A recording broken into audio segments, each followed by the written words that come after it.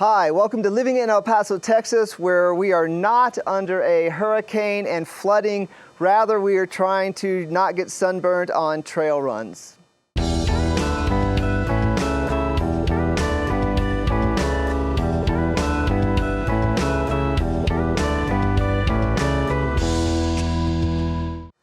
Hi, welcome to Living in El Paso, Texas. My name is John Pena. Thank you so much for checking out the channel. This is going to be the best episode ever because of weather and because of what's happening also with buyers that I've recently talked to who have essentially said, this is like my biggest complaint, my biggest con of El Paso. So we're going to talk about those top 3 buyer cons, but more so we're going to talk about the awesomeness of El Paso. So top complaint that we had from a buyer recently is it's dusty, it's dirty. That is so true because I think it's mostly springtime, could be like late winter, but spring, it's windy here and we're in a desert. So when the wind's blowing strong, what's it blowing around? It's blowing around dust and sand and dirt. And so what happens is when that comes at your house with velocity, it gets in like under your doors or piles up in corners in the front. You know, it basically makes everything dusty. So if you had your windows open, for instance, during that, your house is going to get very, very dusty. So that was one complaint. Number 2, mosquitoes. Somebody I spoke with said like, oh my gosh, the mosquitoes like this, I didn't know this was gonna be like this. I was surprised to hear her say that. She lives on the east side, basically right on the line between the east side and far east, right on 375 there. She's not like down low because mosquitoes like in the upper valley around like the Rio Grande area where there's a lot more water where they can thrive.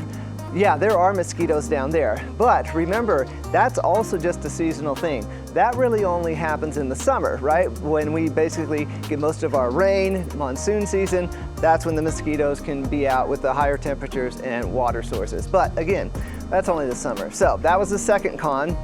And now, in my humble opinion, those first 2, those barely count, you know? All right, but this one is legitimate. All right. The drivers in El Paso. El Paso never really struck me as a crazy place to drive. Now, that being said, I'm gonna say this anyway. Whenever I see New Mexico license plates, that's when I'm like, oh man, let's put on the radar and be a little bit more conscious of what's happening with my vehicle right now. But I'm sure you know, you can disagree or agree with me. But anyway, my opinion, it's not that bad. Like I've heard gossip that like some people believe like if you drive in El Paso, an illegal immigrant is going to run into your vehicle with their vehicle and then run down the highway and you're gonna be stuck there, right? That's kind of very sensationalized. That is not the case. And to suggest that people who drive in Mexico are worse drivers than those people who drive in our country, I would definitely not go that far. So my humble opinion, it's totally fine, but I've lived in some crazy traffic places and this isn't much to me. So I guess it depends on your perspective. So, you know, all in all, I mean, come on, if that's the worst that El Paso has going for it, I'd say we're doing pretty darn good. And what really drove that point home for me this week is, as you know, Hurricane Ian just hit Florida, right?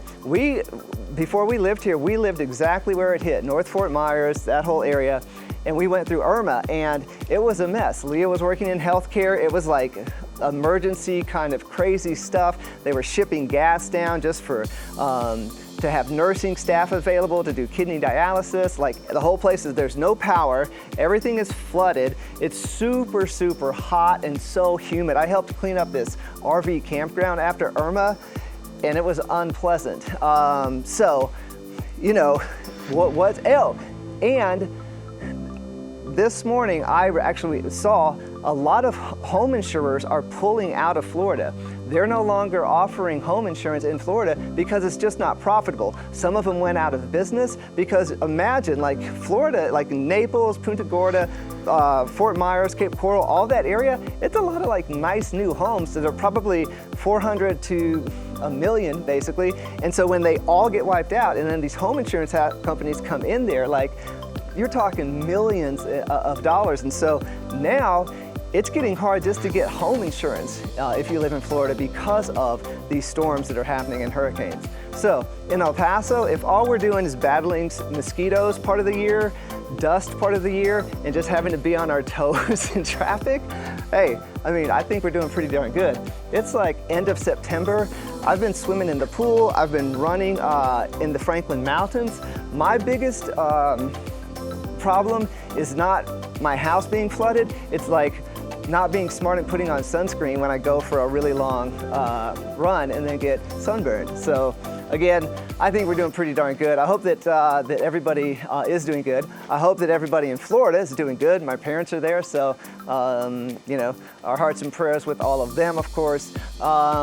Next week, I think we're going to talk about if you're a military relocating buyer and some things that maybe you should know. The market is definitely changing, and we are your source for all things El Paso real estate. With all that being said, please consider subscribing to the channel. But dare I suggest jumping on our Facebook, our Instagram, our TikTok, and we put out a lot of short form content. Miguel is a busy guy, lots of droning, lots of videoing, and so if you want to see kind of more of El Paso, that would be awesome. And everybody in El Paso, like I said, I hope that everyone's doing good. Last week was Que le vaya bien. Esta semana, no, I won't even be able to say it. Mucho gusto a todos, yo no sé. Can I say something like that? Like, hello, it's nice to meet you, like if this is your first time or if we haven't met yet. Oh, man, lots of practice, Emma. So, thank you so much. We'll see you in the next episode.